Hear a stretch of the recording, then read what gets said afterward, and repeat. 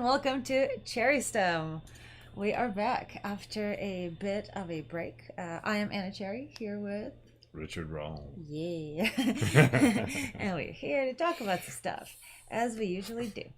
So, what are we here talking about today? Do you guys know? You know, you have the title right there. We're going to talk about vitamin D and its role in the immune system, and more specifically, how that all relates to coronavirus or COVID-19. There's actually been some public knowledge of it that's popped up here and there. There was a article in April. So when this all first started happening, the pandemic and such, there was an Irish article actually, an Irish News Independent.ie, that vitamin D can boost resistance to respiratory infections, including coronavirus, according to Irish researchers. So all the way back then in April, there was one single trailblazer who mentioned that connection between vitamin D and corona. And most recently, for those of you following the news, there was one in August that is a bit of a soundbite that we can listen to from a Australian newspaper. Not seeing much coming out of the US mainstream news media, but there are some researchers, some people that we even know who have been doing some steadfast vitamin D research, and they have certainly been posting and sharing with people this information. But as far as mainstream media, we don't quite see the same attention given to vitamin D and its link to coronavirus or how it can help the immune system from the US news. However, Ireland and Australia are doing good. I heard one U.S. news report where it's the story that they tell that leads you up to it is really neat, and I'll at least give like the quick and dirty of what they were talking about, and that is there were these people who were thinking about, it's like, man, the coronavirus is really just going to destroy homeless communities. It's just like, because they're in close proximity to each other, you can't keep them from, you're not going to get them to socially distance, wear masks, all those sorts of things. And so it's just that these people who like run these homeless shelters and things like that, they're like, oh my God, this is going to be an apocalypse. And then all of them started finding that instead of it being like an apocalypse, because a lot of them are older, they've got existing health conditions, they've got absolutely everything needed for it to just obliterate them, right? And instead they find out they're just getting none, just freaking none. And they're like, what the hell? Getting no infections? No infections, no corona. In the height of the coronavirus, you've got all of these homeless shelters, and they're talking about, we don't have any homeless people here with corona. Nope, no, none over here. Nope, none over here. And then they're like, what the hell is going on? Because that just makes no sense, right? And that's when people started, even though they knew a little bit about the vitamin D, they started realizing, wait a minute, what is it that all these homeless people share other than all of these risk factors? Other than the risk factors, the one thing that they all share is they spend a lot of time in the sun. And because of that, then they started looking at these other things that were neat. And so they brought up a couple of other stories. I don't remember the stories. It was the homeless shelter being that they're so at risk. That just really struck me as amazing. That I can't believe that doesn't go everywhere, because that's pretty just straightforward to anybody. Right. How at risk that group. And I that was my first thought, even when it was happening. I was like, anytime I saw a homeless person, I'm like, man, it's going to be wiping all of them out, I guess. And then it turned out to be exactly opposite. Interesting. And so they started looking at these other things where, like, one of the highest, the groups that are hit the worst, that when they have like lowest risk factors, are people who live in high latitudes and cover themselves. Like for instance, the vitamin D absorption, a lot of times the people who are near the equator, typically they produce more melanin to balance the vitamin D versus harmful rays. And then, but those darker people, when they go to higher latitudes or lower latitudes, just away from the equator, Mm-hmm. and they end up with less sun, then it ends up where that balance is thrown off more towards blocking the vitamin D from getting in, so they don't get as much vitamin D. So it turns out that these people who that not only do you have issues of exposure, but the absorption rate. And so you end up finding that these people end up having, when they shouldn't be getting it as much, they end up getting hit harder. And so there's all of these things that there was that, and then there's like a few other ways in which they keep tracing it back to getting sun and getting vitamin D. And this is actually where the this article by Eilish, I hope I'm pronouncing that Gaelic name accurately, Eilish Reagan, wrote in April 3rd, 2020. That's a auspicious date. That is one of the things that was mentioned in this, the first instance I saw of any kind of news source connecting COVID-19 and boosting immunity with vitamin D, which there's actually more lung protection and other stuff that has to do with vitamin D we're going to get into later.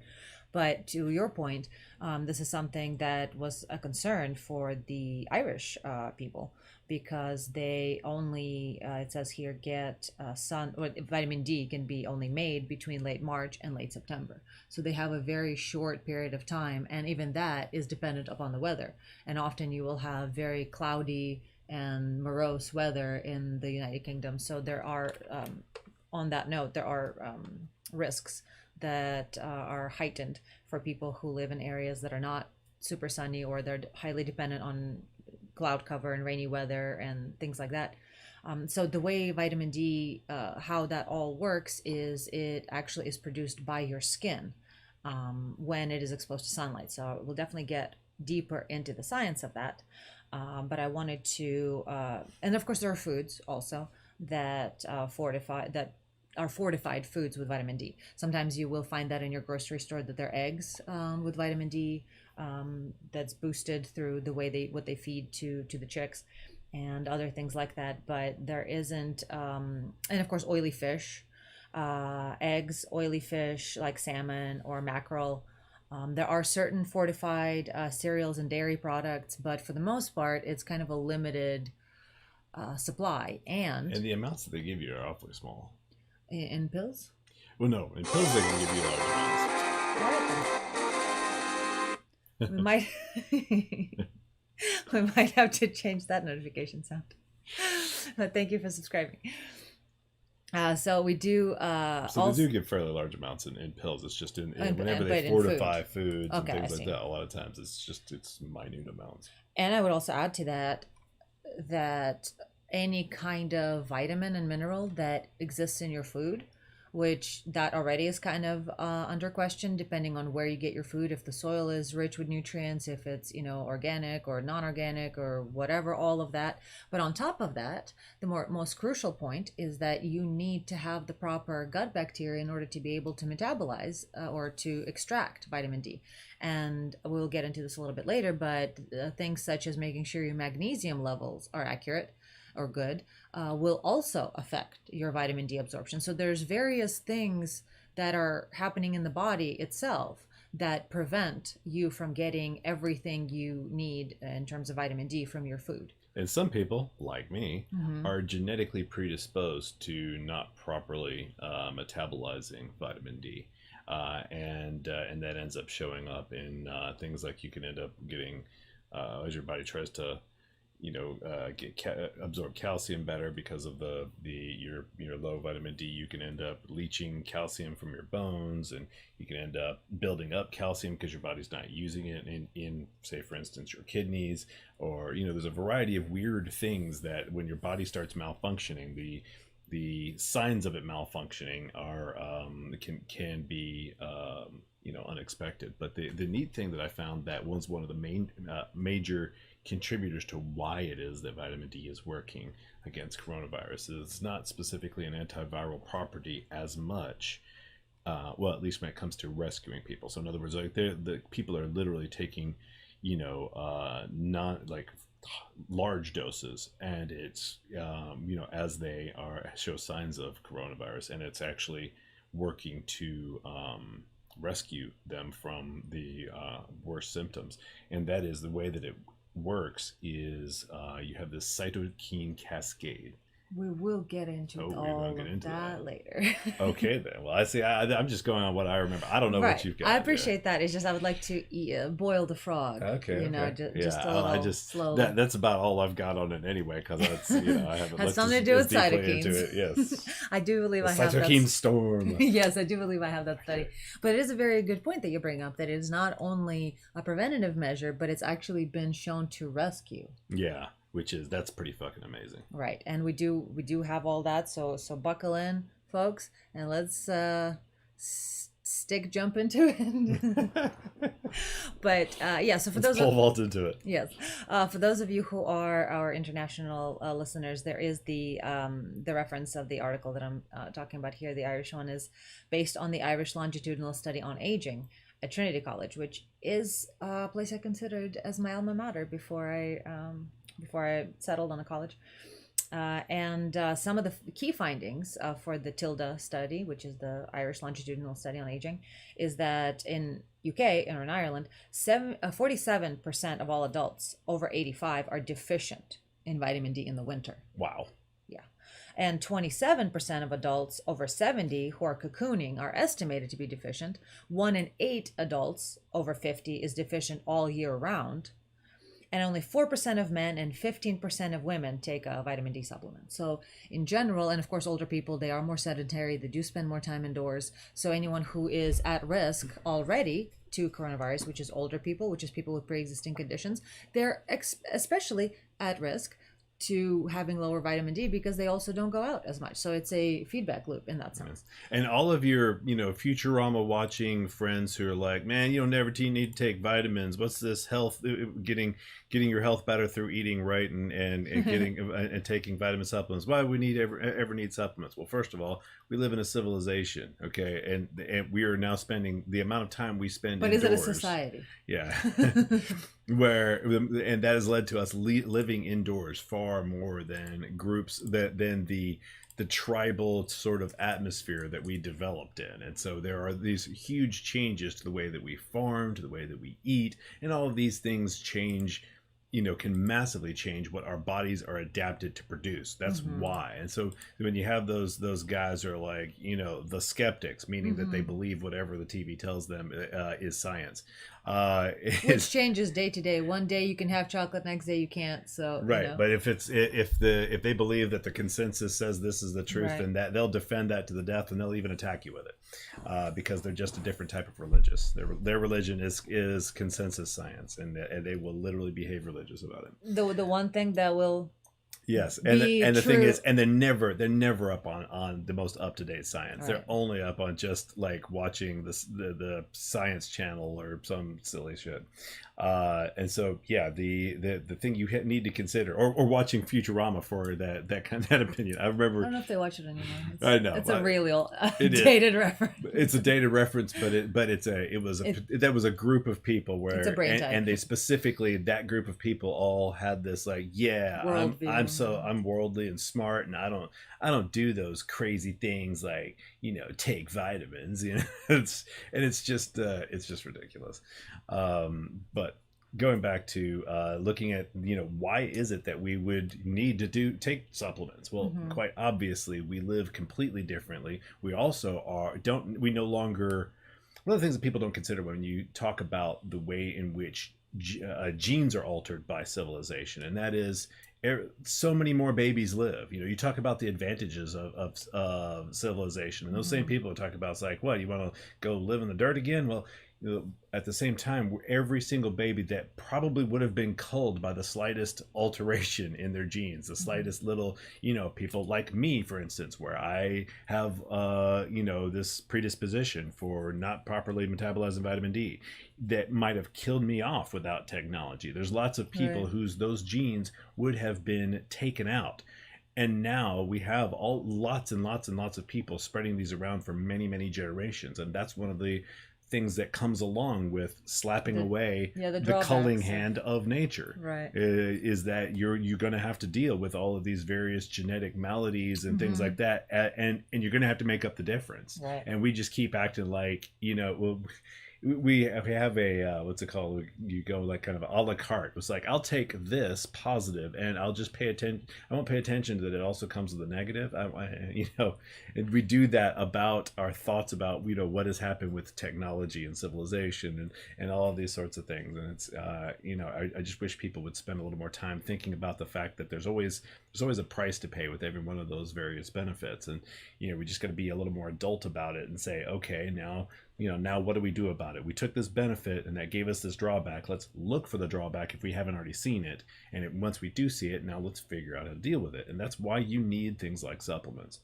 And so you can see here we have, a very obvious version of this with vitamin D, because everybody just spending their lives inside. When you'd have been out in the sun farming, you'd have been out every freaking day just 30 years ago, right, and building up a huge store of vitamin and evolution goes much slower than 30-year periods, exactly. Yeah, evolution, I'm sorry, can't adapt in 30 freaking years. It can't even adapt in 30,000 years that well. Right. So we are not adapted to our current lifestyle when it comes to our bodies and their needs. So definitely a good point to bring up the fact that we do not live in the conditions that we used to live in. All right, let's see. Now that was the very first evidence in public media of that, but then I also have one right here it's about a 5-minute listen. So let's listen to things from a Aboriginal perspective, as we have coronavirus myths, surface transmission, vitamin D, and Aboriginal interpreters. So for our Australian friends, we got a little bit of something here for you. Let's give it a listen. Let's go back to those myths around the coronavirus let's not really go back to those, because what's not of COVID-19 disease. Let's go back to those myths around the coronavirus let's not really go back to those, because what's not a madcap theory is that there might be a role for vitamin D in both the prevention and treatment of COVID-19 disease. Australian vitamin D researchers believe there are enough layers of evidence to suggest that vitamin D supplementation in COVID-19 should be given a go. Professor Peter Abeling is Medical Director of Osteoarthritis Australia and Head of the Department of Medicine at Monash University. Welcome back to the Health Report, Peter. It's been a while. Yeah, it has been, Norman. It's good to talk to you. What are the lines of evidence that lead you to this conclusion rather than vitamin D being your favourite vitamin? Well, they're good questions, and I think there are really important basic science messages we can learn about how vitamin D acts. And we've known for several years that the active form of vitamin D, which is really a hormone, can inhibit the production of antimicrobial agents from white cells, in particular defensins when we're talking about viruses. It also has a strong anti-inflammatory effect, but can also directly antagonize the effects of the virus that causes COVID-19 and its receptor, the ACE2 receptor, to reduce inflammation in lung epithelial cells, as well as increase the autophagy of the virus and reduce virus replication. In other words, it's the ability to be chomped up by the immune system. Indeed. Well, that's theoretical.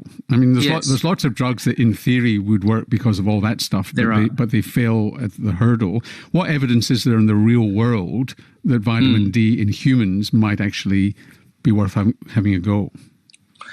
The other real-world evidence is an updated individual patient meta-analysis that was just published online as a preprint last month. And this looked at about 30,000 people enrolled in randomized controlled trials of vitamin D, looking at its effect on acute respiratory tract infections.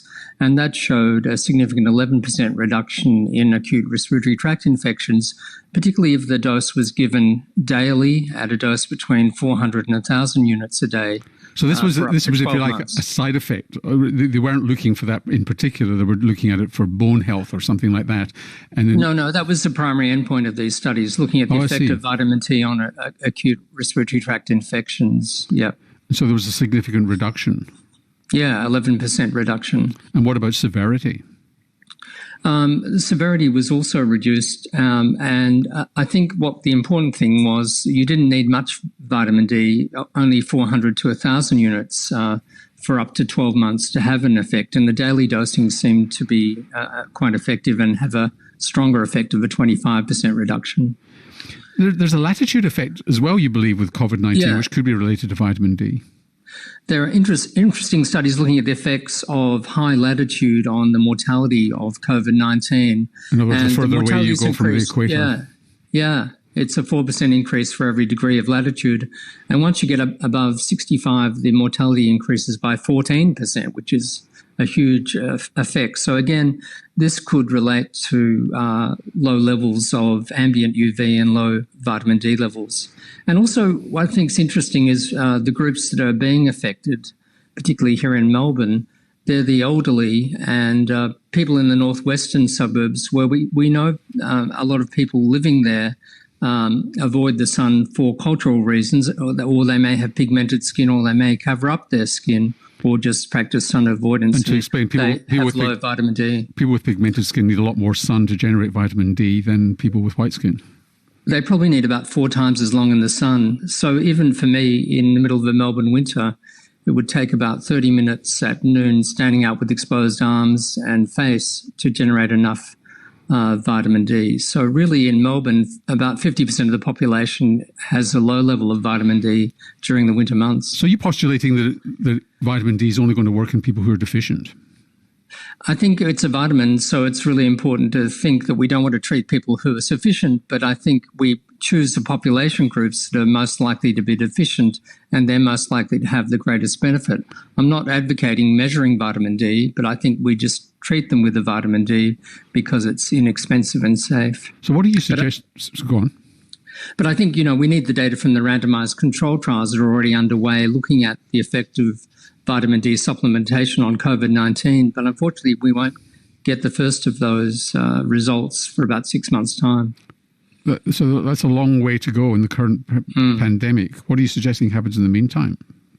Well, I just think follow the recommendations we have for vitamin D, which is an adequate level of above 50 nanomoles per litre, which is achieved in most people by taking 1,000 units of vitamin D a day, or if you're overweight or obese, you might need 2,000 units a day. And I think this is very safe, and there's nothing to be lost, and there might be something to be gained until we do get the results of those randomized control trials, which are likely to be very important. In other words, you don't die wondering. Yes, exactly. All right, so there you heard again the latitude thing that Richard was mentioning, and of course the fact that there are lots of cultural and even from person to person differences that has to do with their age and with their pigmentation and various other, and of course genetic markers or predispositions to not absorbing vitamin D, and the kind of, I would say, bacterial flora and fauna they have in their gut that allows for vitamin D extraction from food, the kind of food they take, where that food is grown. There's just a lot of factors that can determine how sufficient or deficient you are in any particular given vitamin. We do not certainly live in a perfect society. We do not have perfect, health and or food access, so there are these and things. We're not genetically predisposed to just live in one area anymore, or have one set of genes anymore, and so there's just so many different things where we had adapted to one style of life, and now life is just radically different. For poor old evolution just can't keep up. Yeah, exactly. And I would always I've always said this, and I will continue reminding you all that if you do have access to getting a blood panel done, I would highly recommend that. In fact, we've gotten some feedback from people who have done this as we've suggested, and they found that their testosterone, for instance, was extremely low, and various other vitamin absorptions and things like that. So I would highly recommend getting a blood panel to see how your body is dealing with vitamins and minerals and what it is deficient in and what you may need in terms of your hormones. And if you were, if you happen to live in the U.S., don't trust that your doctor will tell you, because I had that happen where I went and looked back at my tests, and even though I had, I went into and asked them to just kind of do a general panel, look and see what, I've got these various symptoms, see if there's anything that comes up.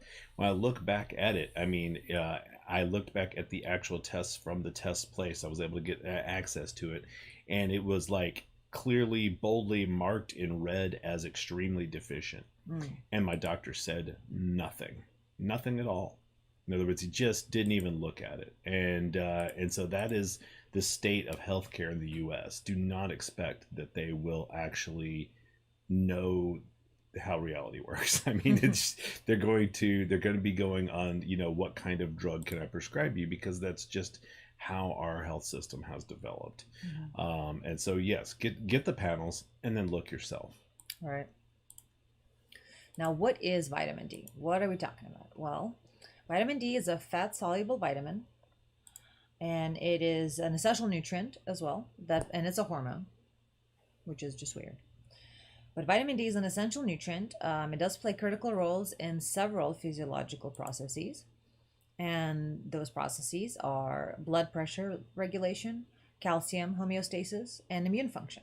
So you were, mentioning calcium earlier, and so that's, vitamin D is related to things like minerals such as calcium, and even research suggests, there's a 2018 review that suggests that magnesium is essential for vitamin D metabolism. So vitamin D affects calcium, but in order to properly get vitamin D, you need to make sure that your magnesium is good. And magnesium is also necessary for proper use and absorption of calcium as well. And so there's all these, it's so funny how, sorry to kind of go off to the side here, but, coming from an engineering background myself, as programmers, you kind of think down this one singular line of doing things. It's literally a different way of doing things to multi-thread a program, and you have all these problems with multi-threading. And so simultaneously attacking something from a variety of angles at once, or even understanding that sometimes something requires all of these things simultaneously for it to work properly, and they have to be in the right balance of simultaneous use, is something that's kind of the antithesis of our engineering in the 20th century. Well, I guess it's sort of started in the 19th, but so the whole 20th century was kind of this linear thought process that we really saw the power of linear thinking. You take one thing and you go down that line and you make it perfect straight down the line, the assembly line. You do one thing at a time and go to the next, and that's the antithesis of how the natural world works. The natural world uses all of these simultaneous relationships. And so it is a little difficult at first to understand that you have to have all of these things simultaneously correct, and one of them being off throws all the others off. And that's kind of a new view that's sort of coming to the fore in medical, and really only through biology are we starting to really understand this simultaneous sort of process of emergence. All right. There's a lot of things working together, and that is kind of that may be a bit difficult to absorb or grasp immediately, but if you start to look at it, it's if you do take the time to look into it, it's actually very simple. But as you were saying, we do have this habit of not really looking beyond the one pill. Right, beyond one it's step like, into oh, the it's just, future. and so of course it's one of those things where people want a miracle pill, and we all have started to understand there isn't just this one solution, but there is a solution of making sure all of the various parts are supported. And so, like, here we are talking about vitamin D as this one thing, and then we started mentioning, well, there's this and this and this and this. Those things are part of the picture, and it's like when those things are off, the vitamin D doesn't work. And it just so happens that there are all of these other complex factors that are all kind of working together to screw up the vitamin D pipeline. And so that is why we're focusing on the vitamin D, but the vitamin D is part of this complex of a lot of other things. There isn't just a miracle one pill But it is sort at of the solution. root. But sometimes Yeah. various malfunctions converge to Mm-hmm. one single problem, and that's kind of what seems to be occurring with vitamin D. Is multiple problems are all, they're stacking up in the vitamin D lane. Mm-hmm. Yeah. Which happen, you have to have all the others correct as well, but the vitamin D lane is particularly screwed by circumstances. Yeah. And so we're talking about sunshine too. So for the uninitiated, like what does sunshine have to do with vitamin D? Don't you just take it as a pill? Well, no, our bodies actually do naturally produce it. Vitamin D synthesis begins with 7-dehydrocholesterol. 7-dehydrocholesterol, yes, which is found primarily in the skin's epidermal layer, so the top layer, and it reacts to ultraviolet light specifically. So things like sunblock that block UV rays, or car windows that are tinted to block UV rays, etc., that will prevent also the synthesis of vitamin D, because it is the ultraviolet light that the 7-dehydrocholesterol reacts with, and it begins to convert to pre-vitamin D. Yeah, so here we have another situation where you told all your life, ultraviolet light is terrible, and the truth of the matter is, well, it's just like that thing about cholesterol. Cholesterol is just bad, and then we find out, well, no, you need cholesterol quite badly, and you actually need UV light quite badly. There's also an effect on eyesight with getting additional UV light, and even though we're constantly told, well, UV light damages your eyes, there is I think this is a good point to try to remember. There are all of these things that are like exercise, in that a little bit of damage ends up making your body react in a way that keeps it going. And it's like all of those people who don't get enough stress of gravity when they're living in space come back, and their bone density is lower, their strength is down, even after they've tried to work out while they were living in a space station. All of these things get all thrown off by the lack of stress. So there is a level of stress that is optimum, not overstressing, not chronic stressing, but there is a level of stress that is necessary in our lives, and which is why this whole we always tend to go overboard. UV light is bad, well then I'll just stay indoors all the time, and always wear glasses and sunscreen, and that ends up it just unbalances things. Yeah. And so excuse me. we do have the process I mentioned that converts that enzyme to pre-vitamin D through ultraviolet light. And then there's subsequent processes in the liver and kidneys that convert this pre-vitamin to calcitriol, which is the active form of the vitamin. Interesting, calcium's in the name. The enzymes that catalyze these processes require magnesium. So in order to create and convert UV sunshine into vitamin D in your body, you need magnesium. And about 42% of people living in the US are vitamin D deficient. About 70% of people living in the United States have low vitamin D. So those are huge numbers. Wow. So the US in particular. And what do you know? It's a very technologically advanced culture where we're spending a lot of time. A lot of office jobs. With our office jobs and our, just staying indoors.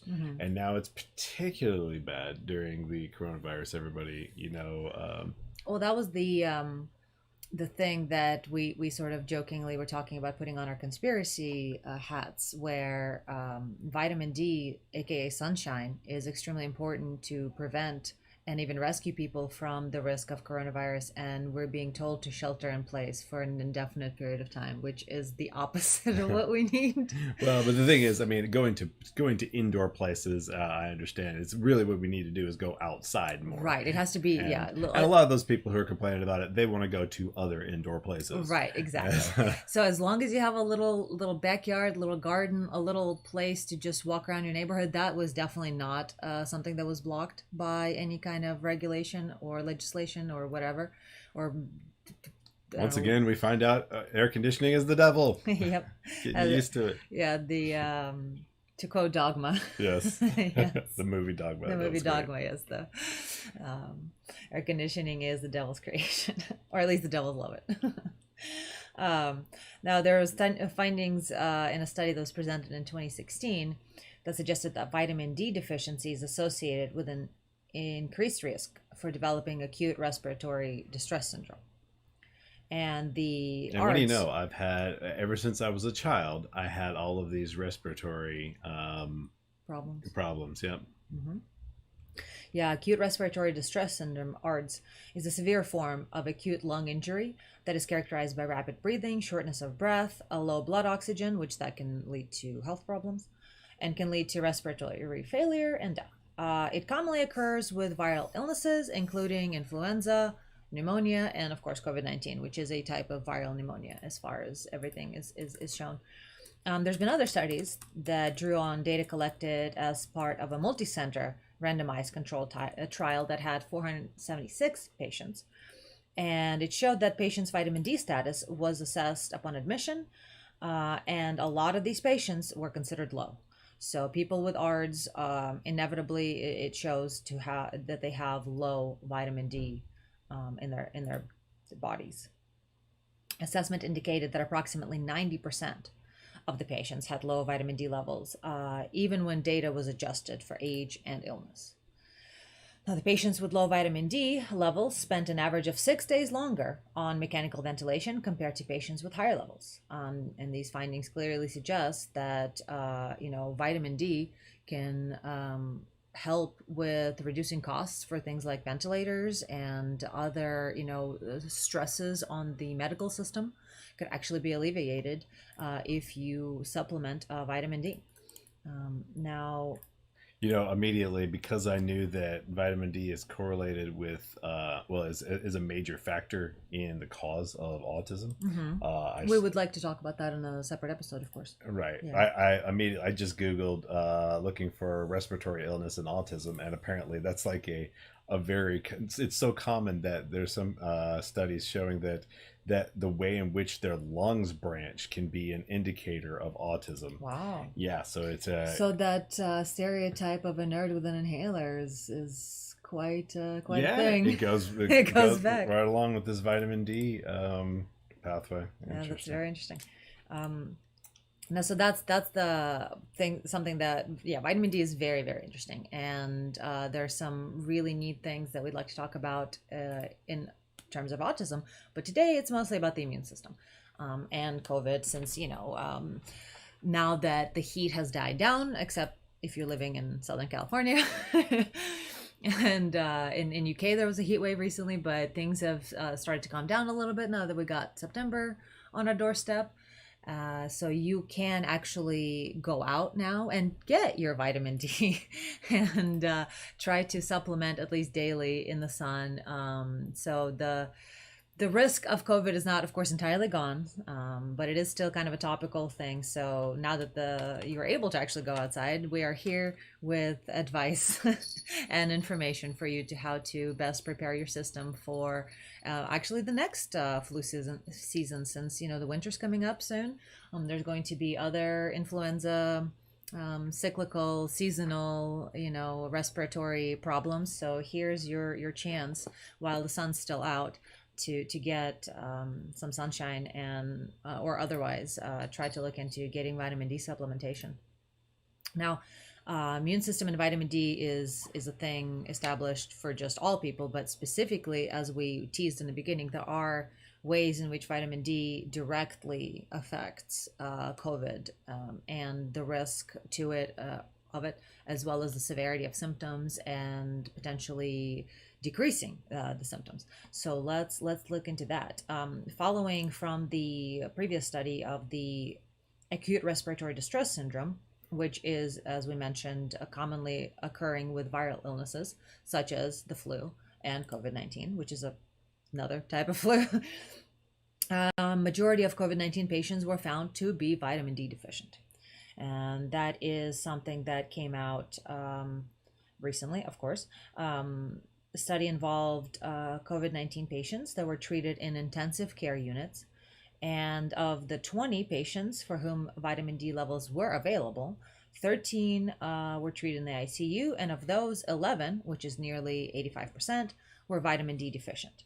And all of the ICU patients under the age of 75 were vitamin D deficient. So age is not a factor. It's accounted for that.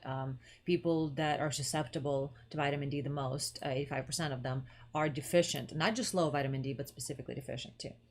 The authors of the study also noted that the COVID-19 related death and vitamin D deficiency are more common among African Americans. And that is something that the Australian soundbite that we listened to touched upon, that skin pigmentation, if you have darker skin pigmentation than somebody who doesn't, you will need to spend 4 times more time in the sun to get the same amount of vitamin D. Right. So, and so this tracks, of course, that so if you don't live near the equator, then you really need to be supplementing, because it's just not feasible a lot of times to spend that much time in the sun. Right, unless you're working outside, you really are just not going to be getting what you need. Yeah, so most people in the modern world are not going to be spending an adequate amount of time in the sun. Yeah, so especially if you're African American, you are at increased risk for low vitamin D, which puts you at increased risk for COVID-19. And we did see that with deaths of disproportionately affecting the African American population, and a little bit Latin population as well, which they sometimes do have darker pigmentation as well. Now, the study also suggested that vitamin D deficiency contributes to severity of the COVID-19 outcomes in the way it impairs the immune system and prothrombic effects. Prothrombic. I have never read that word before in my life. I understand. I know what thrombosis is. So I know the word thrombosis. I don't know what it is. So these are prothrombic effects. I'm not sure what that is. So it might have something to do with blood coagulation. Yes. Okay, yes. Yeah, right. Thrombosis. It's a blood clot in your veins. Right. Yes. Okay. That Deep vein thrombosis. There it is. Yeah. The first 2 words being gone from it threw off my brain from remembering. Now, let's see, what do I have next?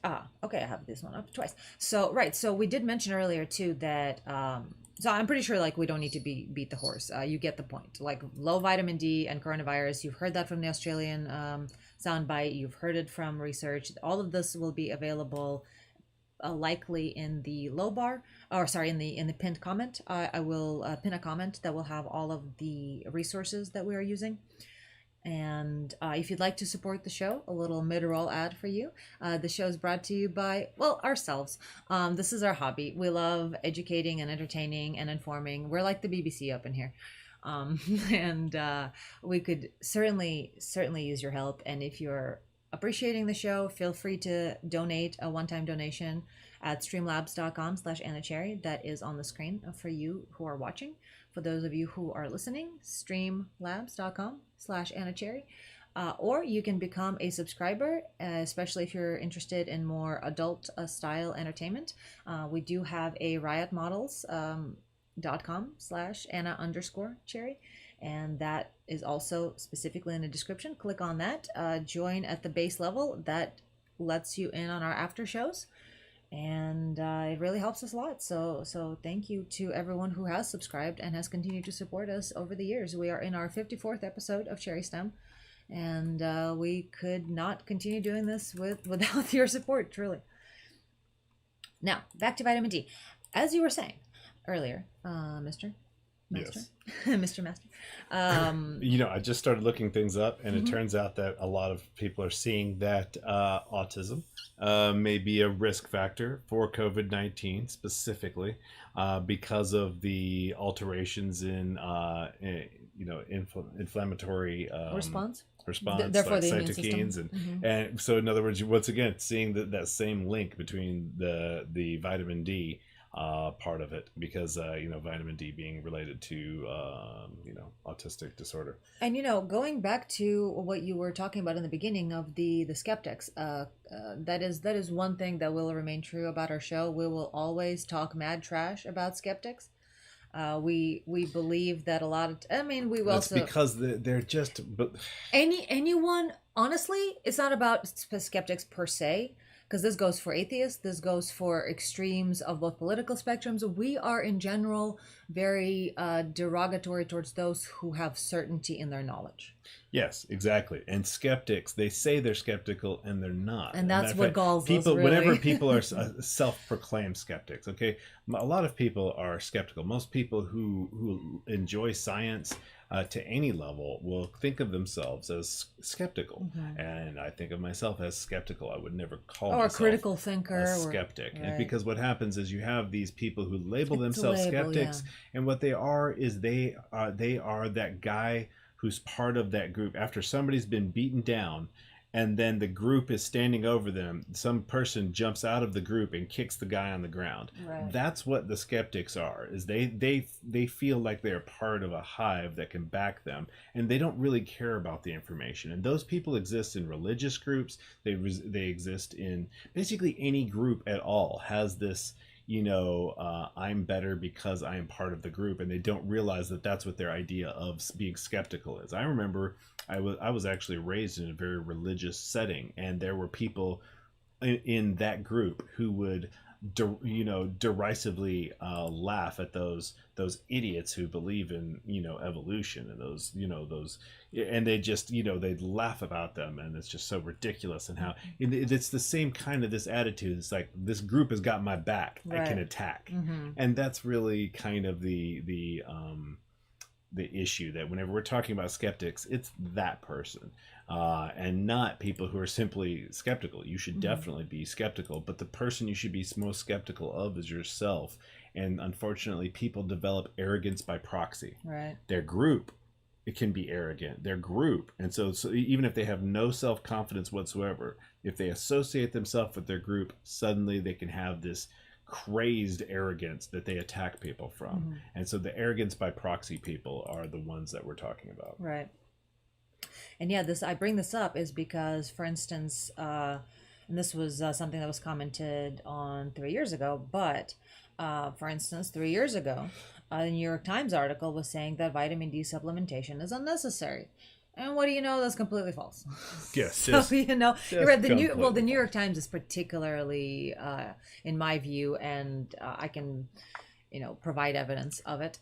They are particularly towing the line rather than providing information. Towing the corporate line, which Right. eventually is controlled by the biggest groups that have the largest amount of money, which is pharmaceutical companies are one of the biggest. There is an agenda that is evident, much more than just somebody wanting to share information. And what we would like out of our, news media is to share information, not to toe a political line. That's, there's supposed to be a division between politics and news, and there isn't in New York Times. They are particularly at fault there. And here now, and may I step aside just a moment, because it kind of almost sounds like whenever I talk about pharmaceutical companies or something like that, it sounds like, oh, there's these bad guys in doing bad things. No, actually, what I mean to say is it's just something that profit nobody really motive and understands. incentive and- Exactly, it's the incentives. You incentivize. economists understand that. Right. You incentivize people to do things. They don't need to do them purposefully. They simply seek reward. Right. And that reward organizes into systems. That's why clickbait journalism is a thing. They're right. not trying They're to not be... trying to be in clickbait they are attempting somewhat to kind of bend the truth. But they're not right, trying right. to That's a bad example. specifically. That is one of the worst examples. But there is some level of I can still use it because Right. there is a level of innocence in that person. Right, that because they're trying to like, give well, information. it's kind of true, and I'm right. just trying to get you excited about this information. I'm that just you'll like, and- using a white lie to get you to see the truth, or whatever. Right. And so there is kind of that sort of, in that case, they're fooling themselves, but there is a level of all of their stories together when they've been told something that is exciting, all of them together bringing people towards a viewpoint that is completely wrong. And that it's every one of them is contributing towards bringing people towards a bad overall view of how the world works. And then none of them intended to do that. It's just like a crowd never intends to trample people to death. And so the understanding that our group aggregate behaviors, through these reward systems that we set up, end up creating things that look like conspiracies. They look like there's these bad guys who are purposely screwing everyone over, and that is not what is occurring. There are a few bad guys who like that it's going the way that it's going and can use that system, but the vast majority of people are not purposefully participating in a system that creates these terrible things that end up occurring. And so it's just simply like with this, what was the specific place in which we were The New York Times? Yeah, so the New York Times saying that vitamin D isn't necessary, and we related that to the pharmaceutical companies. Well, basically that what I'm intimating there is that pharmaceutical companies benefit from illness more than they benefit from cures. And though there have been specifically CEOs, or there was at least one like top level sort of CEO person, I don't remember exactly what it was, who said that's like, we're not in the business of curing people, and it's like, and that's not profitable, Right. And they won't do research for cures. They'll only do research for something that can give you a pill every day for. And so there are a couple of them that is their intention, because they're somewhat sociopathic, and their sociopathy is what got them to that position of power. But the vast majority of other people who are participating in this, they simply are, there are these drivers. The shampoo example is really the better. So for instance, if you're a person who's creating a shampoo and you're not that great at science, Right. you don't even have the budget to do a whole lot of science, and you want to make a shampoo that you think will make people's hair grow more, then you put together a few things that you've heard through rumor, etc., and you make a thing. Well, then there's a bunch of people doing this. One of those formulas will almost certainly cause hair to grow less instead of more. However, a person who also is not that great at scientific method, who is not that great of really tracking down, and none of us are that great at tracking down subtle effects, has noticed their hair start to thin. So they start looking for a product that will help them grow their hair more. And they pick up one of these products that makes their hair grow less. Well, when they first saw it, they just thought that they wanted a little more full hair. But eventually, through using that product, they decide that they really need it, because they start to slowly see their hair growing thinner and thinner over like months of time of using the same product. And they don't necessarily put together, they hear they're using a product which specifically says that it's supposed to be making their hair grow more, and they're buying it more because it's making their hair grow less. They don't put those things together. This will happen in groups of people, and therefore the company which produces a problem will be rewarded more people buying their product because of the fact that it causes a problem. And this happens especially in healthcare, where they don't purposely make something to cause a problem. People are not particularly good at determining and detecting slow iterative change over long periods, and therefore they end up those products which cause problems end up more profitable than those which actually affect cures, because a cure, the more effective it is, the less you need of it, the more quickly you're done with it, and so it's just not going to get the funding, it's just not going to get what it needs. And so this is one of those things where I try to explain this to people who are very, very, very, I like market economics. I'm not condemning market economics. I'm simply pointing out there are gargantuan problems alongside the great advances that market economics give you, and understanding that both of them are there simultaneously, instead of being rah rah rah, I'm all about this one way of doing things, and not seeing that there are drawbacks that come along with it. That's my only point. I'm not trying to say it is 100% bad or 100% good. I'm simply saying that every time we have something powerful and effective, it's just as powerful and effective to do bad things, and we'll do them. And so there are all these things that happen throughout complex systems where they organize into things that look like conspiracy theories. And it's because there is something happening that is just emerging from the forces of reward systems. And we need to be able to see that to be able to head off some of these problems that we've created in these complex societies which we now live in. Now, here's something.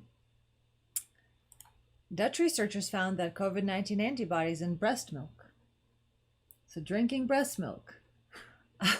And this is actually something that came from our Discord server, from the memes section in our Discord server, no less. Breast milk of women who have tested positive for coronavirus contains antibodies and could be the breakthrough in fighting new infections, Dutch researchers found. So everybody, what you need is a nice big glass of breast milk. Yes. Or I prefer it straight from the tap. Exactly. I think I mean, that's you know, you don't want to. You don't want any contaminants that might be on the glass. You know, you just really need to get it directly from the source. Exactly. So yes, we definitely, Chad is pointing out that there are, once again, this is a great example too. The New York Times, right? It is not a monolith. Just like we talk about the CIA or the pharmaceutical company or anything. It's it is easy. It's a shortcut, but it's not true. There are people that are part of it. So while the organization as a whole has a horrendous track record, there will be one or two cases where an actual journalist actually did some investigative reporting and actually arrived at giving people information rather than propaganda. Like that does happen. Absolutely. I think there's a lot of cases of that. Exactly. But... Well, the point is, like, even the New York Times can get it right sometimes. even the Washington Post. Even a broken clock is right 2 times a day. Exactly. But you know, we're talking about vitamin D in general being part of a lot of different systems, and I may have got my information wrong earlier because it is actually vitamin D improves visual memory, not vision. So I do need to look into vitamin D and vision because I am still curious about that. But this kind of makes me wonder if my brain starts going off in the tangent of about the link of vitamin D and autism. So I'll definitely have to do more research rather than just speculating inside my own head. But they did find that, let me just finish this. Okay, I'm like, too many things. Because I didn't, on the New York Times point, I did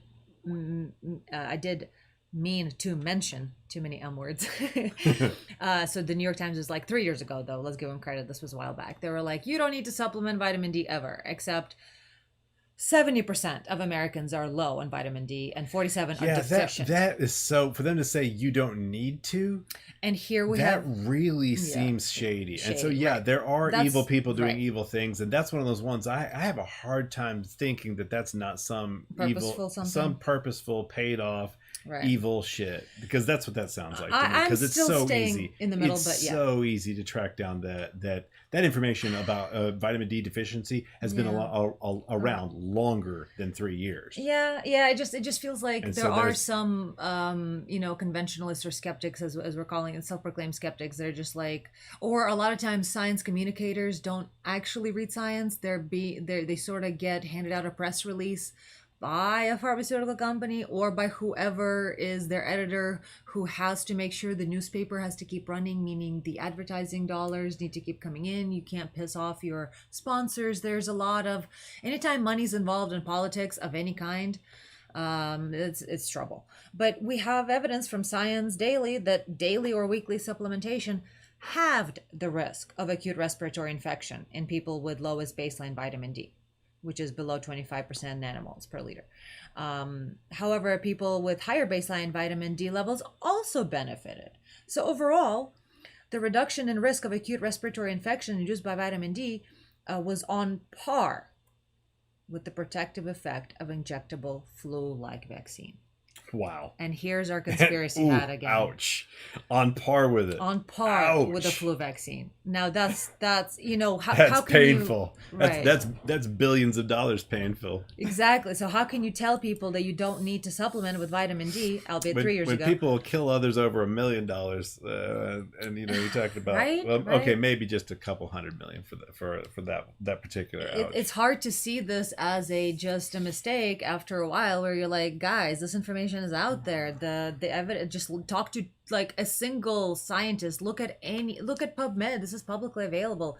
Look just anywhere, and you will have, unless we're deciding to completely disbelieve in all science, there's really no reason to say that. The truth of the matter is, while people really hate that whole bad apples argument for some reason, yeah, I really am kind of very strongly towards the idea of a few bad apples are really the issue. Right. And any time that we see some system really terribly going wrong, I really feel like there's a huge majority of those people are well-meaning, and that it really is that a few bad people can so tremendously impact systems. Yeah, it's fly in the ointment. Just all it takes is, a few one ways of drop. just manipulating information a little here and there, and It's like, imagine, and they always rise to the top. Evil people gain power through their seeking of it. In other words, unscrupulousness. Yeah. right, and they can quickly gain power. Unscrupulous, lying, manipulative people who have no morals gain power easily.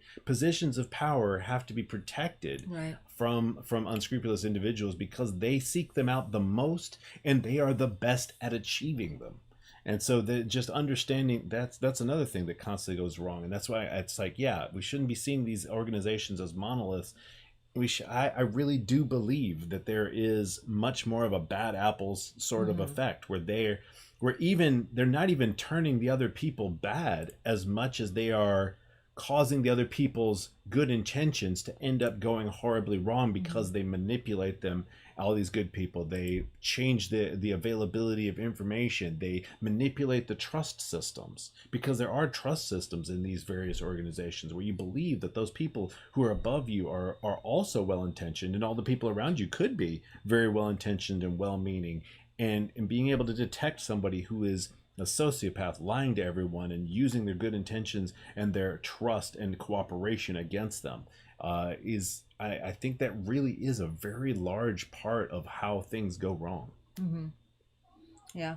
And back to the earlier point, some people might not be aware of why would breast milk have anything or other than nutrients or whatnot, but actually one of the things about mammals, and also humans, of course, as mammals, and humans in particular, there's some really neat stuff in breast milk, such as one of my favorites, endocannabinoids, which is your naturally produced cannabinoids in your bodies, and those actually facilitate the suckling motion of the infant's mouth to even be able to feed. So that's really interesting. Well, it's a feedback loop, obviously. Right. Yeah, motor you just well, like they can't feed without it. Right, yeah. No, it makes them able to successfully continue feeding and develops their motor functions, which also it develops all motor functions, one of which is suckling. So it'll help them feed better if they get the proper endocannabinoids, and it will also help with their motor development in other ways. But more to the point, there are antibodies in the breast milk that is how the baby gets their immune system. So breastfeeding is crucially important for a healthy child. That is one thing. So what was it they were finding because you know how there was all these things with breastfeeding being just changing people's immune systems and all that sort of shit. What is it specifically here in this? The women who, let's see.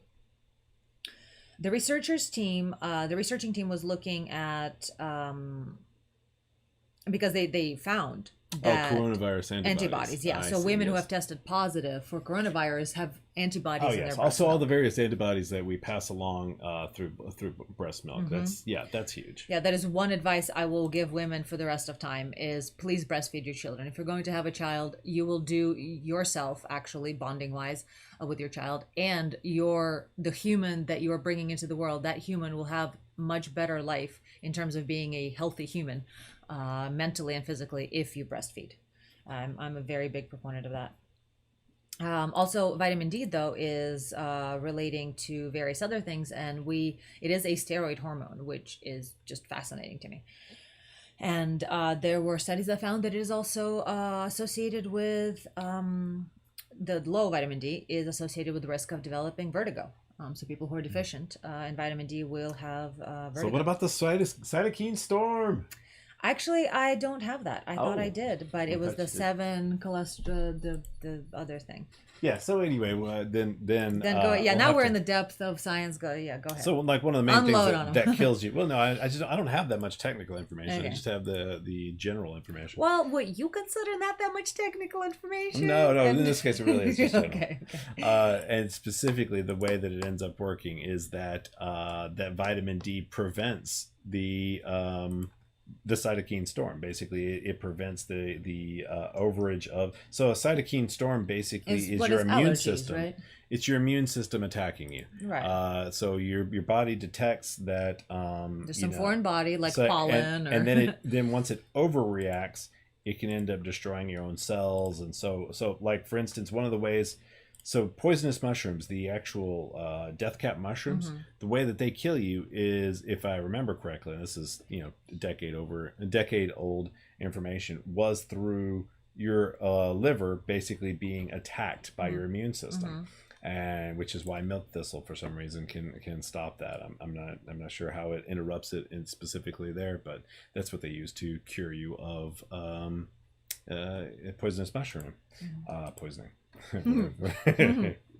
So basically that's what's going on with the vitamin D, is that it's just blocking that crazed outbreak of your own immune system when it comes to the very direct rescue sort of thing. So obviously if vitamin D can change your respiratory system and even the development of respiratory system, which is something I'm saying I think is probably quite likely, given that there is this vitamin D link with the development of autism.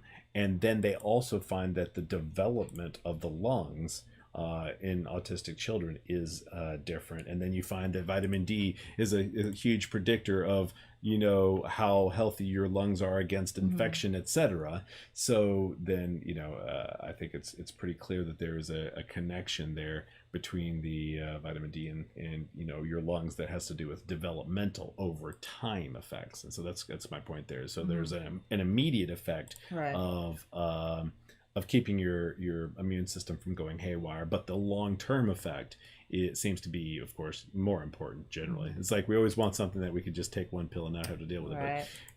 But the long-term effect ends up being far more robust and crucial than the short-term effects. But it seems like it is also a short-term effect as well. Yeah, but usually it is like we keep hearing daily supplementation, And then, or 6 months after up to 6 12 months, months. Yeah, after 6 to 12 12 months, months. they see these maximum changes. And Right. oh yeah. So in other words, you gotta at stick to it. You gotta keep doing it. You can't just be like, oh, I did it once and now I'm done. Right.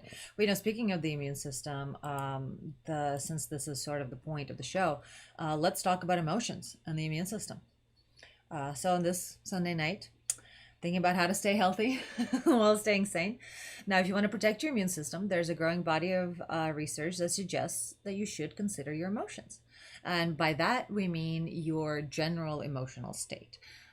So as the pandemic continues here and there, still in America in particular, there's still very sporadic freedom. There's still places that the weight is still heavy, in other words, on us in terms of the deaths that we continue seeing, or at least people affected. There's still it's not over yet. Right. It is affecting us. It's It a little is stressing light. us. It's a little lighter than It's it a was. little lighter, but it's almost worse, I would say, because we're in this kind of indefinite weirdness. Because at first it was like, let's log down and wait it out and it'll be fine. There was an end And also, point. I think there's kind of a trepidation about this coming winter because everybody knows it gets worse in winter. Right. Well, now, And here's a thing that you can actually grab a hold of. That's one of the things I always wondered. It's like, why are colds and flus and all that sort of thing so much worse during the winter? It's just like, what is it? Is it just the the cooling effect making it where things don't break down as quickly? But it turns out that this may be part of the reason why it's so much worse in winter. It may specifically be directly related to vitamin D. Mm-hmm. So just in general, if respiratory health is changed by your vitamin D, then all of these things having to do with cough and cold and all of those sorts of things, they may to some extent also be related to vitamin D. Perhaps not directly. I mean, there is an effect of cold weather preserving various pathogens. But Why aren't tanning salons advertising themselves as health spas? Like, this is a great pivot during that's the true. winter, because I mean, the UV beds, you know. Yeah, is it the right frequency Kind of of UV though? Might not 'Cause be full spectrum. The right frequency is really That's crucial. a good point. Yeah. Because the UV beds and tanning salons mostly just are the kind of UV that you should avoid because it gives you skin cancer. Yeah, well, maybe. I don't even know. No, I don't know. Let's not make a statement. Where There's we have definitely no no. This is information. very much a you tongue-in-cheek statement. I am speculating 100%. There's not been any evidence to suggest that tanning beds show an increased risk in skin cancer. I don't know about that either. I haven't looked You at don't it. have the. I don't have that available. I am not speaking from a research Then you position. went the other direction. To point out that I'm not speaking from a research position one way or another. I am completely just talking You out of don't my have ass right now. There may be evidence. Yeah, Neither maybe. one of us knows. Right. But it seems like that would be something to look into. But the field of psychoneuroimmunology examines how the brain, endocrine, and immune system all communicate, and how this communication impacts health. It's actually a growing field that's beginning to shed light on how negative and positive moods affect immune function, disease, and mortality. And we have actually mentioned something along these lines in the past, because there has been research yielding results that the way you mentalize acute stress. Now, let's forget about chronic stress. Chronic stress is bad, period, always. There's just nothing good about it. But the way you mentalize acute stress, if you think of it as positive, your body will actually respond to it as a, rising to meet a challenge, and you'll take it in stride, and it will actually benefit you and your body. However, if you see any incoming stress as negative, it will absolutely impact your health. And yeah, there's cause actually stress. a difference in they were talking about vasodilation Right. and blood pressure changes just in tests of the way in which people mentalize stress, and that can Right. be, I mean, what you consider to be chronic, there's versus acute. Chronic is like that's- 6 months, 3 to 6 months of just or more. I'd say that there's the possibility of something being thought of. That it's very relativistic. In other words, Right. like what is chronic stress to one individual may be literally nothing to another individual. True. And the truth of the matter is, there is a level of stressing your body. Because think about it, right. being in gravity is apparently a minute amount of stressor that keeps you healthy. Right. Like going back to what I was talking In about space, earlier, yeah. right? Versus in space, and so there is a chronic stressor there that is there Necessary all the time. for That's us to- necessary. yeah. So there is a point at which that it's a very difficult line to even figure out where that line of what is harmful chronic stress versus. So it is just important to, regardless, attempt your best to mentalize the way in which any stress is helping you, is making you better, is making you stronger, is you're overcoming. But there is a time at which to notice, it's like, okay, is this chronic stress actually doing me good? There's Right. there is a time to doubt it, but for the most part, you're supposed to have faith in your body's ability to adapt and break through and get better, and then occasionally stop and look back and say, are these things that I believe true? And it's this actually kind of goes back to a sort of a philosophical look at the way in which our minds work with faith and doubt. And is it better to be in a state of more faith and belief, or is it better to be in a state of doubt? And the truth of the matter is, it's not. I don't think 50-50 is actually the answer that nature's come to. I think 70-30 is. Yeah, and even that, it may be that if we look at that how much we take believing on in the faith, future, yeah. having optimism, having all of those, believing that the direction that we're going is going to work out okay, and being able to plow through difficulty and things like that. That seems to be the dominant strategy, yeah. whereas the doubt portion has to happen. It actually absolutely But is for just really extreme things, like. but it has to be occasional. It has to Yeah. be it has to be in cycles. It can't be all the time. And I think that those people who get locked in doubt, whether it be analysis paralysis or, even I mean, that's one of the reasons why guys go to a shampoo on and go, oh fuck, because the choice paralysis is so overwhelming. Exactly. But I think that in general, having that there is a time to reevaluate, and that does absolutely have to happen. It is a crucial and irreplaceable part of the picture of a good working system that kind of goes in cycles. And I'm actually kind of referring to Kuhn's cycle revolution. Yeah, exactly. Scientific revolution. Yeah. And that is that there are times for a long period of time where we go through normal science, which is this iterative development and testing and slow progress. And then there's a point at which we look at the whole system and the ways in which it's kind of hitting dead ends and failing, and say, okay, we got to reevaluate it all. We got to doubt everything all the way to the very bottom. To the bottom. Well, our very to the first bottomest ideas. turtle. Right, exactly. The very bottomest turtle on the stack of turtles that's infinite. Yes. And no, just basically going to our back to first principles and doubting everything that we theoretically know to be true. Right. And then restart and rebuild from the lessons learned. And it's funny how that's actually. Man, I wish software organizations would use that model, because we wouldn't have, Windows being as bad as it is now. But that's a tangent for some other time. Indeed. But yes, the psychoneuroimmunology is this growing field which examines how our negative or positive moods affect immune function, disease, and even mortality. Now, it aims to explain, for instance, why chronically stressed teens have more inflammation, or why HIV positive men who are coached to practice skills that help them experience positive emotions have actually less HIV in their blood. I mean, that's just fascinating. Yeah. Now we have Fulvio D'Acquisito, who's a professor of immunology at University of Roehampton, who studies the link between emotions and immunity. He argues that for establishment of a more specific branch of study off of neuropsychoimmunology, we need to create a more specific branch that is called affective immunology. Yeah, because psychoneuroimmunology is a bit of a mouthful. Yeah, well, it's not just that. Whenever people hear it's like, oh, mind over matter, your brain, mind-body connection, your liberal.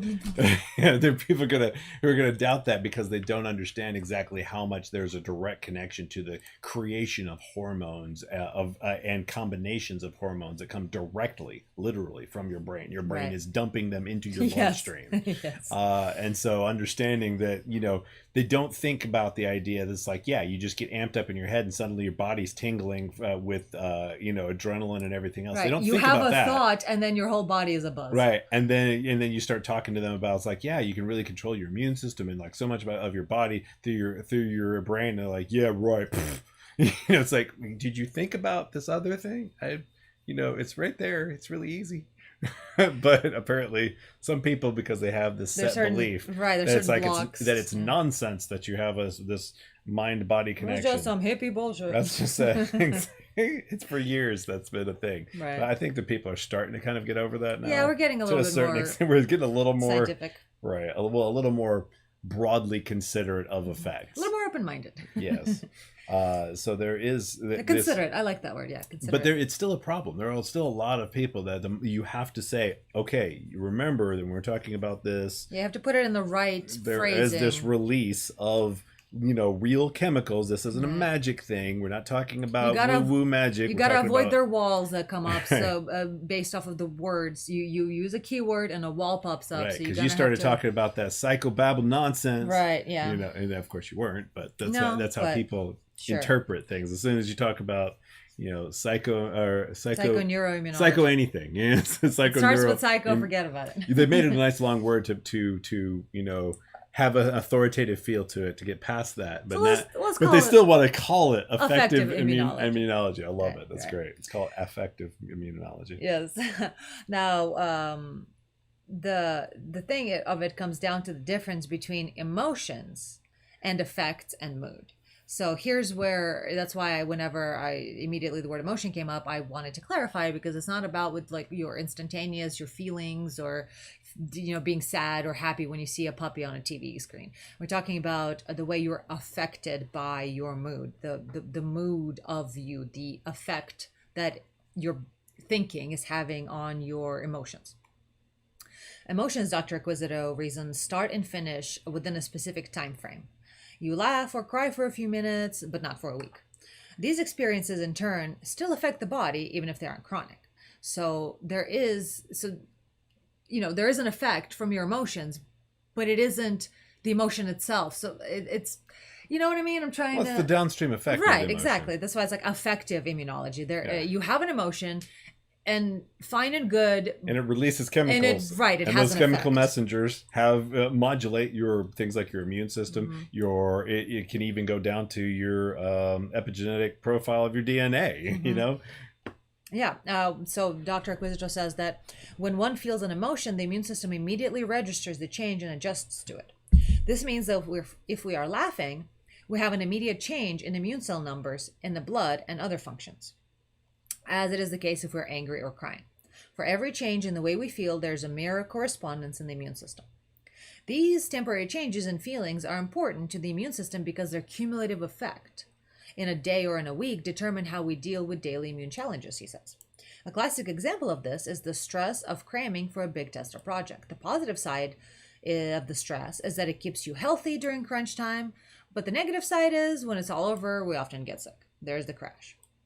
The immune system goes on holiday too, and we become vulnerable to infections that are always there, the doctor explains. So, and it must be that basically you're using up, like if you think of it of your body like a factory, a factory that works properly has a buffer of all the sub-assembled parts. Right. In other words, because you've got you keep up a stock because sometimes you get lower amounts of something, sometimes you get higher amounts of something because of availability of the components that you're buying to assemble things. And so if you have this stock there, those fluctuations in available materials don't affect the output of the factory. However, you can decide to deplete your stock and have a sudden output and a spike in profit in your factory. Exactly. Great analogy. But then it fucks your factory from that point forward, because then you're out of work for a couple of weeks. Right, because not because one crucial component you can't produce. You're just suddenly there may be a hiccup in the assembly line. Not the assembly line, in your resource line. In other words,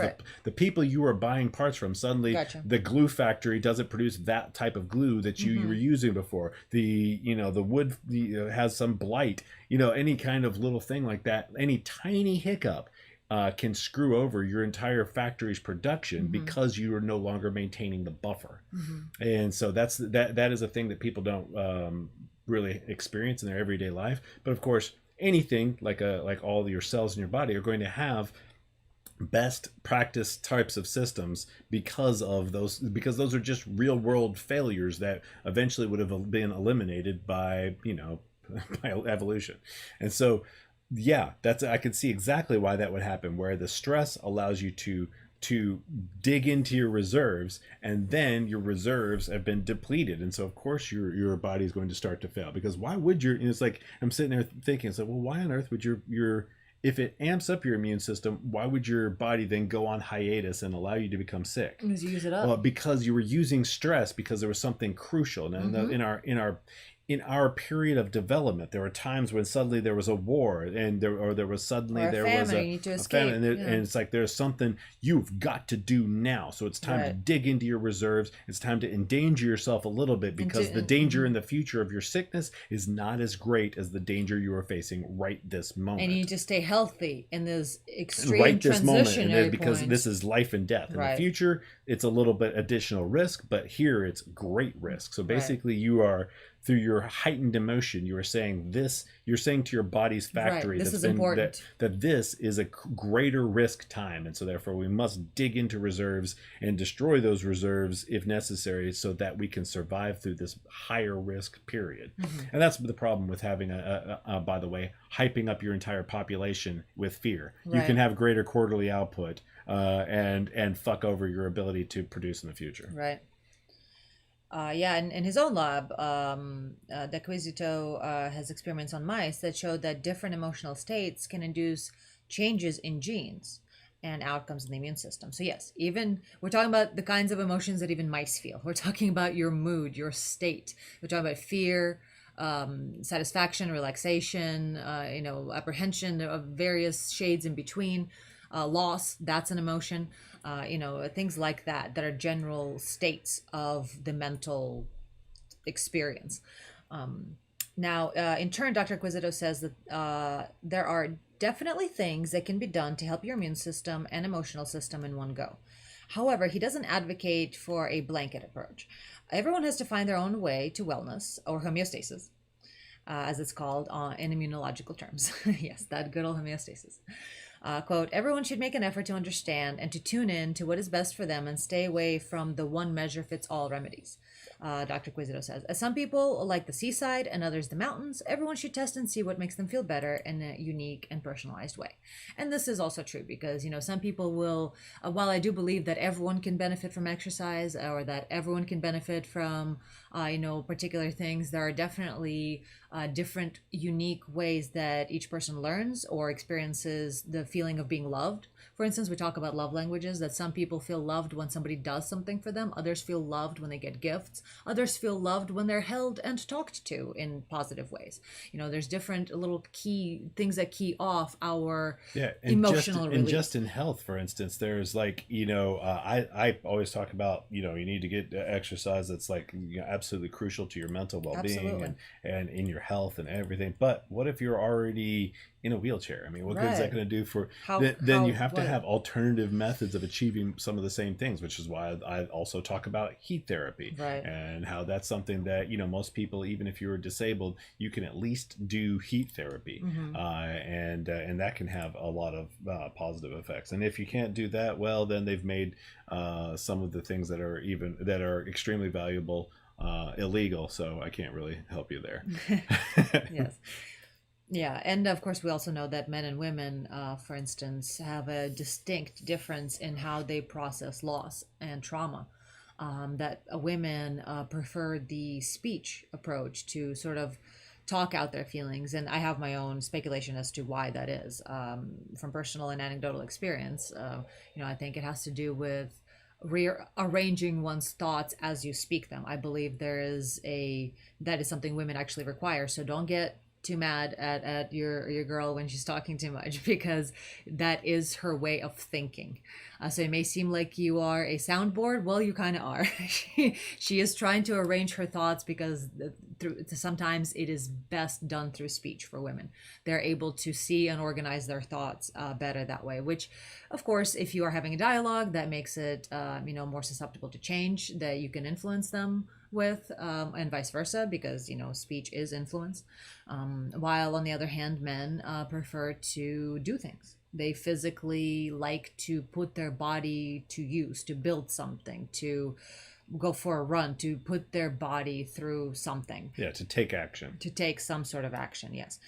So just through there, we know that there are different approaches to feeling and that depends on that depends on what's between your ears, not but what's between your legs, because there is a talking about feminization versus masculinization, and that is not as frequently associated with your sexual gender these days. Yes, there's been a lot going on in civilization that has changed that too. Yeah, it's its own thing.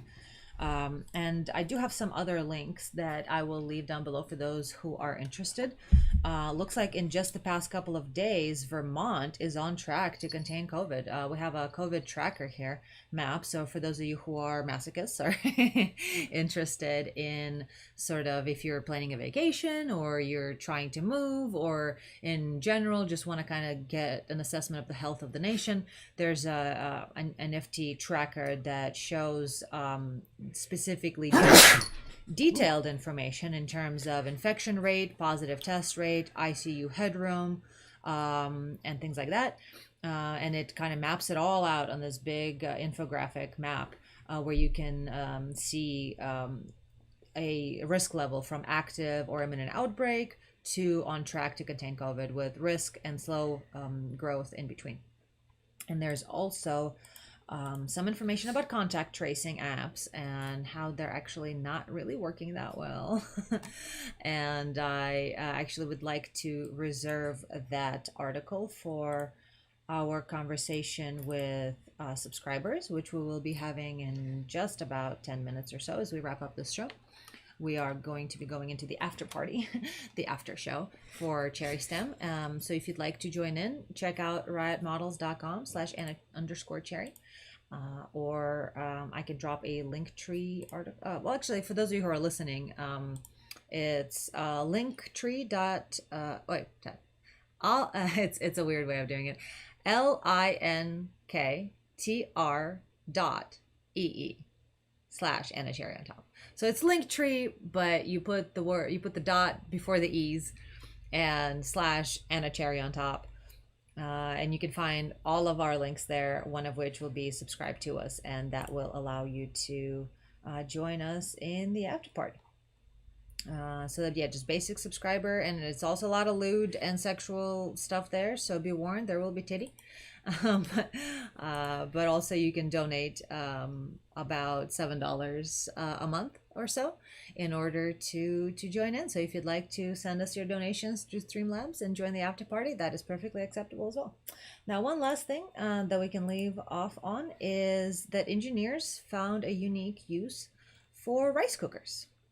And that is sanitizing face masks in rice cookers. It's basically not a lot of people in America per se, but a majority of middle class people will probably have some sort of steamer, rice cooker, instant pot. There's different names for it. But of course, masks are currently seen as the deciding factor in fighting back against the pandemic. The director for the Center for Disease Control and Prevention has said that the pandemic could end in America in 4 to 8 weeks if we could just get everybody wearing masks. But it's not enough to just wear it, you have to clean it too. But just like your clothes, obviously masks need to be cleaned. But how do you do that if we're talking about pathogens and, biohazard, essentially? Scientists believe that germs and pathogens can last on masks for 8 to 12 hours. And medical groups like Society of American Gastrointestinal and Endoscopic Surgeons offer best practices for decontaminating masks during a shortage. And that guideline will also be posted in the pinned comment, as well as this YouTube video that shows you how to sanitize your masks in a rice cooker. So there's a new study. It's actually a study that suggests the best cleaning method might be right there in your kitchen. It's done by University of Illinois, published in last month's Journal of Environmental Science and Technology Letters. Shows that one cooking cycle in an electric cooker, 15 minutes of dry heat, can thoroughly and effectively decontaminate an N95 mask. So it's a specific type of mask. Vishal Verma, an assistant professor in the Urbana Campaign Department of Civil and Environmental Engineering, says that in a press statement, electric cookers might offer a solution easier on a number of levels than what's currently available. There are many, end quote, there are many different ways to sterilize something, but most of them will destroy the filtration or the fit of an N95 respirator. Any sanitation method would need to decontaminate all surface of the respirator, but equally important is maintaining the filtration efficiency and the fit of the respirator to the face of the wearer. Otherwise, it will not offer the right protection. So the 995s are, the ones that also have the little metal, I believe. Yeah. They have the little a little bit of metal that allows you to squeeze really it to your nose. Yeah, exactly. That is important. Yeah, the elastic, the little bit of metal that is attached to it by some sort of adhesive, the mask material itself that allows for filtration, all of that can be destroyed if you're going to clean it the wrong way. Looking it for... looks like it'll check all the boxes. Exactly. Looking for a conventional solution that would be available to laymen of cleaning N95 masks, researchers gravitated towards dry heat. So considering the high demand for masks and the potential chaos at the hospitals where you can have shortages, they wanted to come up with a cleaning system that has no special preparations, no chemicals, just, dry heat, something quick and easy that could also be accessible. We have pre-made sterilization machines in our kitchens. Some of us do. We as do. a rice cooker. Yes, we do. Rice eaters do. Yeah, rice eaters have exactly. Actually, I would also like to get if I were to plug my wish list for a Asian second. food households do. Right. I have a something that I would like to get that is two things I'd like to get as part of the pandemic thing. One is a nozzle to turn your toilet into a bidet. That would be great, but it's How's not... that part of the pandemic? It's toilet paper shortage. Oh, yeah, that's right. But what I'd really like is an air fryer. I have one on my wish list. It just seems like such a cool thing because you can make fries and you can just basically fry things with air. Fucking cool. So yeah, air fryers. But going back to the technological developments, Mm-hmm. It's something that I ran into on the end of the steampunk wiki page. That apparently there is a new technology. Well, so first off, copper-based metallics will actually kill off not just like all the various bacteria and things like that, but also have an effect on viruses. And so one of the things that they've done, starting back in like 2015, they found that coronavirus could last like 4 to 5 days on a surface. But then, with brass there, it was being inactivated in less than or equal to 40 minutes. Oh yeah, brass is hella antibacterial. And with some copper surfaces as little as 5 minutes. Well then, okay, so that's at least better. A lot better. But it turns out there's a 2020 technology advancement where they laser treat copper surface and then it instantly kills bacteria. So I'm guessing that it... Permanently?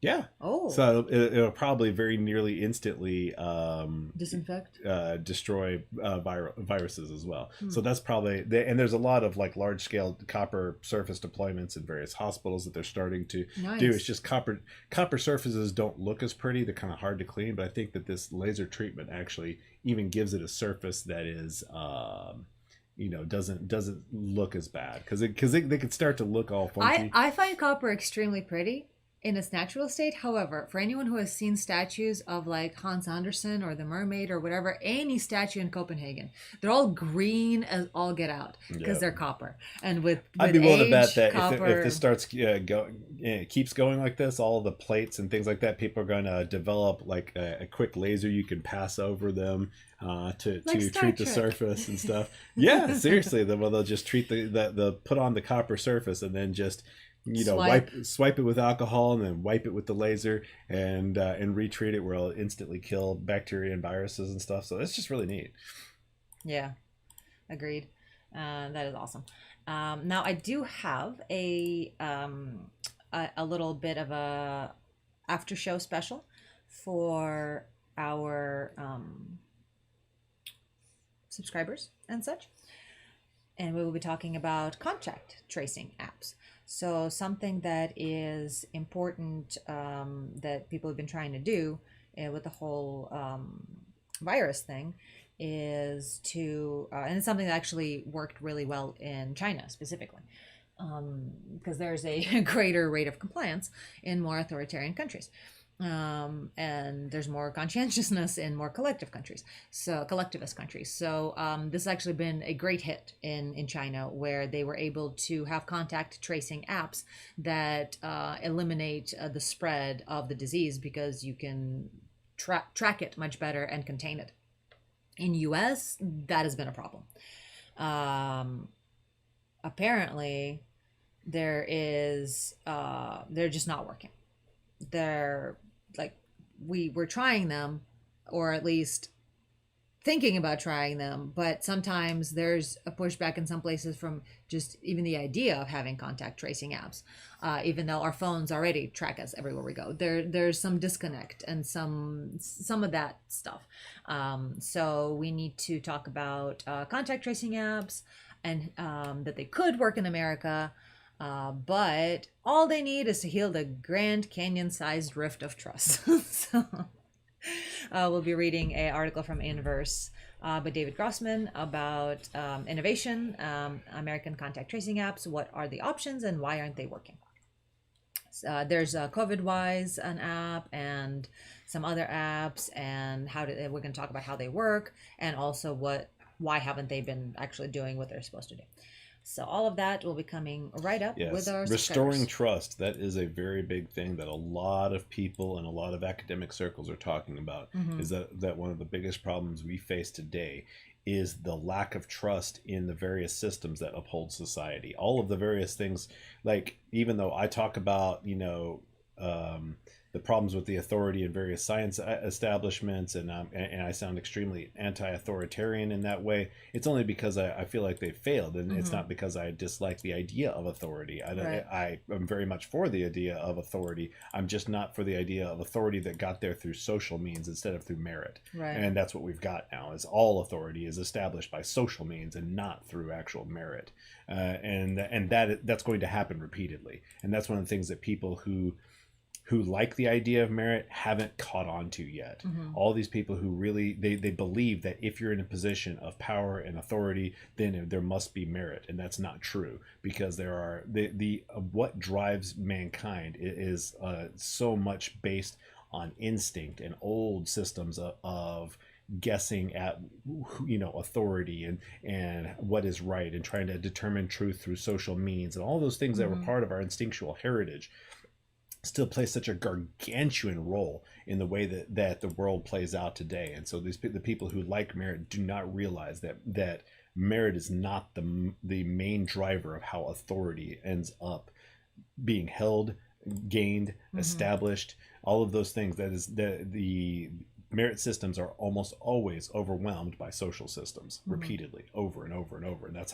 And that's basically the rise and fall of civilizations. You end up having all of these people who are proven through merit, and then their children a lot of times do not have the merit, but they do have the social status. And then there's all these groups of people with social status who know how to manipulate social situations, who know how to manipulate people's emotions, and they gain power and they group together, and then the merit falls the fuck away. But they keep claiming the merit. And this is something that is a problem that goes back to any system anywhere. You always find these princes. We have any story of ancient times has these evil, shitty, worthless princes and princesses that are garbage, because that is how it really does play out. Is that they a lot of times the one guy who really got there through understanding the world around him, working really, really hard, and making a difference in the world around him, and gaining the trust of those who he worked with, ends up in a position, and then that payment,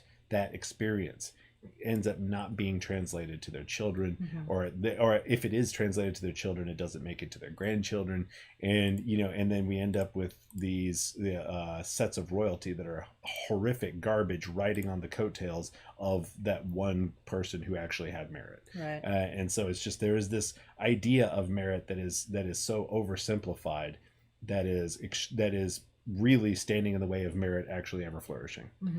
Yeah, there's of course, how do we define merit, right? Like, because they certainly have a type of skill to navigate the social environment. Yes, as you were exactly. saying. And when it comes down to competition, Gaming the system. they're competing on monkey terms, On social merit. and they have a type of merit in that they are better at lying, they're better at cheating, they're better at hiding, they're better at a lot of things that people who spend their time trying to figure out how the world works, how to invent new things, how to benefit mankind, they do not spend their time learning those intricacies of manipulating other human beings. But the truth of the matter is, the manipulation of other human beings in larger groups is the dominant strategy. It will overcome creating powerful, valuable things. And so those people who create good things, who have real merit instead of simply gaming the system, will always be overcome by the people who specialize in gaming the system. And so understanding that gaming the system is a short-term strategy that overcomes the more long-term strategy is that is a huge barrier to our progress as a species. Understanding that there is a long-term strategy that will always be overcome by this short-term strategy, and knowing that short-term strategy is just something that we haven't done yet. It hasn't reached a level of saturation that it needs to reach. Yeah, indeed, this is true. Yeah, but hopefully if we keep talking about it, we keep explaining it, we keep repeating it, guys, social graces overcome any kind of contribution to society. If you can just manipulate and lie, and you will, as a single individual, always win the short-term race. But then mankind suffers because of it. The long-term race is lost by the short-term strategy. And so it's being able to see that there are apparent types of merit that are scale-based. In other words, the period of time, the number of people. There are things that are short-term based that will always overcome the long-term. And being able to recognize that and being able to explain that, being able to pass on that idea and make other people understand that's what's going on. That's how things keep going wrong. Is short-term thinking keeps beating long-term thinking. And short-term actions keep beating long-term actions. And when that occurs, those long-term systems all break down. The whole of society is breaking down from short-term action and thought. And one of the major ones is social graces, social things, social manipulation. It just keeps winning over and over and over. Yeah. But you know what? We're, as I keep saying, in this awkward time of evolution between our instincts and society and civilization. But I feel like just how technology has a faster and faster development rate. What is that called? Exponential growth. I feel like our brains might be able to catch up and have possibly exponential growth that goes along with technology. Yeah, I have faith. Yeah, I think that more than I have doubt. Well, there is a thing that we have to do beyond the first step is making people aware of this. The second thing is making an alliance between those people who are good at social shit and people who are good at technical shit, because this was in a Quora article I wrote. There was I read. I didn't write it. Wasn't me. Nope. Just found something. Yep. That where it's looking at the way in which why it is that we end up with bosses that are really shitty in one way or another, and looking at, well, it's because there's two different kinds of shitty bosses, and that is the kind who's a pedant, who's too invested in the rules, but is really great at understanding and making workable systems. And then there's the kind who's the schmoozer. So you got the pedant and the schmoozer is really good at getting people to follow, organizing them together as teams, and putting and having an overview and vision of social interactions for the company, for the way that the company is interacting with other companies, and for these various patterns of growth. And so it's basically when you have an alliance of Jobs and Wozniak, and then you have something that's powerful. But usually what you end up having is either Jobs or Wozniak, and each one of them fails in their own way. And Steve Jobs and Steve Wozniak in Apple. And so it's just looking at it from that perspective that those of us who are more on the scientific side, we kind of tend to have a distaste for the people who are really good at social things, even when they're well-meaning and aren't using the worst of the deceptive practices, but they're still really good at organizing and getting people through their confidence in themselves and the leadership qualities that they portray. There is kind of a jealousy of those of us who spend more time figuring out things than figuring out humans, where we kind of look at them as like, oh, well, fuck you, you're getting ahead just by being a schmoozer, fuck you. Right. And the truth of the matter is, we do need them also. So even when I talk about this socialization being a huge problem, because it overcomes the ability to produce and the ability to understand the real world instead of just specializing in understanding humans, we need people who are good at both, and being able to have an alliance between the two. That's the second step that nobody's started towards. At least a lot of people kind of understand that socializers versus mechanical producers. A lot of people have started to grasp that, but nobody really gets that we have to have both. Yeah. Damn straight. But we need an alliance between them. We need And so therefore we To need bridge to, that Grand and Canyon. I guess one of the first steps is making sure that each of them understands the value of the other, Right. because I don't think either of those two groups understands or in any way really accepts the value of the other. People, those guys who are on the top level of CEOs and corporations and stuff like that, they look down on the programmers. They really genuinely look down on nerds and and people who are really good at engineering and things like that as somehow mentally handicapped. But also part of that is fear.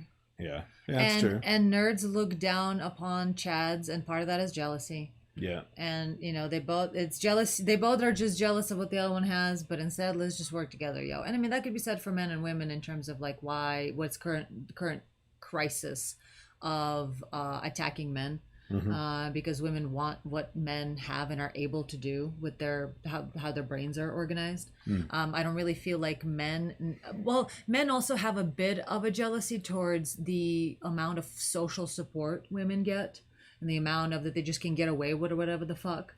And it's like we just need to forgive each other and hold each other responsible and accountable and love each other and come together and work together. And part of that is recognizing the value and power of the other way and of giving doing them their things. due respect. Right. For that thing, but also calling them on their shit. Yeah. Yeah. And saying like, well, that's a drawback. That's a positive. Let's accept Yes. this about each other. If we could just accept the positive and negative of both specializations and the necessity of both specializations. Right. Yeah. I feel this way about collectivism and individualism too. Yes. Yeah. Yep. Absolutely. Which is just an echo Yeah, exactly. of socializing it's all the same filmmaking. yin yang thing. Yeah, it's all the same stuff. As above, so below, as always. And on that note, we shall leave you all to your devices. Thank you all for listening and being with us. And we will see our subscribers in just a little bit. And we will talk to you all in a Sunday about 2 weeks from now. And who knows what we're going to talk about? Maybe more vitamin D and autism, since we started going down this path. Might as well continue. I will tentatively promise you vitamin D and autism. And just some more autism goodness, as we do like to talk about that. And we'll see what else we'll come up with. I also would really like to talk about the idea of like working hard and playing hard, the necessity of sleep, things like that. That is very important to me to sort of thumb my nose at the idea of the kind of ambitious drive that, has people sleeping 4 hours a night and seeing that as some sort of positive. What is success? What is your value? What truly do you want out of life? Stuff like that. And also I would like to talk about sexuality and pornography and its effect on relationships. There's been some fun new research that came out on that. So we may just lighten the mood or intensify the mood in the next episode. And Not really talk about bringing sexuality. up the mood. Yeah, bring it up. Really, quite, yes. So stick around, subscribe, follow, do all the things that you gotta do. Thumb up the video, whatever. I don't know. Do the Like, YouTube subscribe. thing. Like, subscribe, follow. The join, thing. become a member, join our Discord. That's a good time. And Join us. we will see our subscribers in just about 4 minutes. So good night, everyone. Thank you for listening. Good night.